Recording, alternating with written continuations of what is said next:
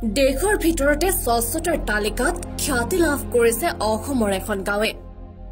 পৰিষ্কাৰ পৰিচ্ছন্নতাৰ শ্ৰেষ্ঠ নিদৰ্শন দাঙি ধৰিছে প্লাষ্টিক মুক্ত এইখন গাঁৱে। কোভিড-19 স্পৰ্শ কৰিব নোৱাৰা গাঁওখনৰ নাম চিকদামখা। দেশত কৰোনা মহামাৰীয়ে বিভীষিকাৰ সৃষ্টি কৰি থকাৰ সময়তে এখন গাঁৱত এই মহামাৰীয়ে স্পৰ্শ কৰিব পৰা নাছিল। যি সময়ত দিনক দিনে বৃদ্ধি পাইছিল কৰোনাত আক্ৰান্তৰ সংখ্যা, তেনে সময়তো এজনো ব্যক্তি কৰোনাত আক্ৰান্ত হোৱা নাছিল এইখন গাঁৱত।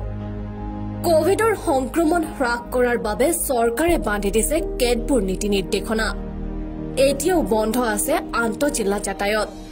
তাৰ মাজতে এক আশ্চৰ্যজনক সুখবৰ। ৰাজ্যৰ ভিতৰতে কৰোনামুক্ত গাঁও হিচাপে চিহ্নিত হল এখন গাঁও। পৰ্বতীয়া এই গাঁওখনৰ নাম হল চিকদামখা।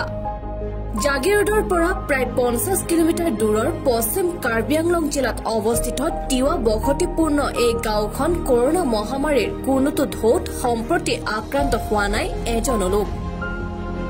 ভাৰতৰ ভিতৰতে স্বচ্ছতাৰ গাঁৱৰ তালিকাত খ্যাতি লাভ কৰা এই গাঁওখনে সম্প্ৰতি ৰাষ্ট্ৰীয় সংবাদ মাধ্যমত কৰোনামুক্ত গাঁও হিচাপে লাভ কৰিছে চৰ্চা। স্থানীয় লোকে জানিবলৈ দিয়া মতে চৰকাৰে বান্ধি দিয়া কৰোনা মহামাৰীৰ বিধি আৰোপ কৰাৰ পূৰ্বে কৰোনাক প্ৰতিহত কৰিবলৈ গাঁওবাসীয়ে নিজা উদ্যোগত অৱলম্বন কৰিছিল সজাগতা। জাগিৰোডৰ পৰা প্ৰায় 50 কিলোমিটাৰ দূৰৈত পাহাৰী জিলা কাৰ্বি আংলঙত অৱস্থিত 90 ঘৰ তিৱা লোকে বসবাস কৰা চিকদামখা গাঁওখনত প্ৰতি ঘৰতে আছে চেনিটাইজাৰৰ সুব্যৱস্থা। প্ৰায় 90% লোকে শিক্ষিত। মুঠ 600 লোকে বসবাস কৰা এই গাঁওখন স্বচ্ছতাৰ লগতে গাঁওখন প্লাষ্টিক মুক্ত। গাঁওখনৰ প্ৰতিজন লোকে পৰিষ্কাৰ পৰিচ্ছন্নতা শৃংখলাবদ্ধভাৱে কৰা আত্মনিয়ন্ত্ৰণৰ বাবেই কৰোনাৰ প্ৰথম আৰু দ্বিতীয়টো ঢৌৱেও সংক্ৰমণ কৰিব পৰা নাই এজনো লোকক।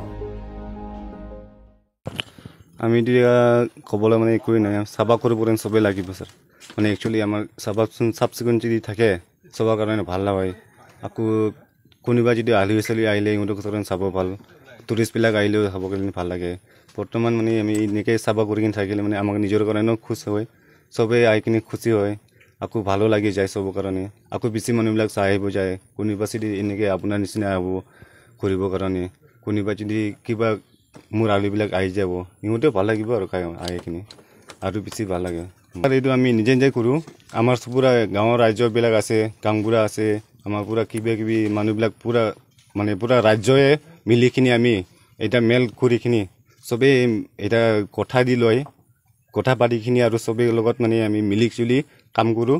আৰু নিজৰ নিজৰ ঘৰটোৰ কাৰণে চাফ চিকুণ থাকিবৰ কাৰণে আমি চেষ্টা কৰিম।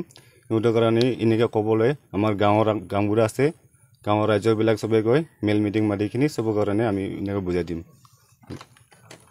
এই গাঁৱতো আমাৰ নিজে নিজে চাফা কৰে, কেতিয়াবা ৰাতিপুৱা কেতিয়াবা গধূলি চাফা কৰি পেলাই আমি পেলাই দিব, জুই জ্বলাই দিব।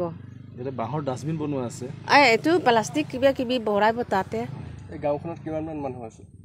ইয়াতে আছে বহুত আছে, বহুত আছে। সম্পূৰ্ণ পৰিষ্কাৰ কৰি ৰাখে আৰু চবে। Bureau report, any Bharat.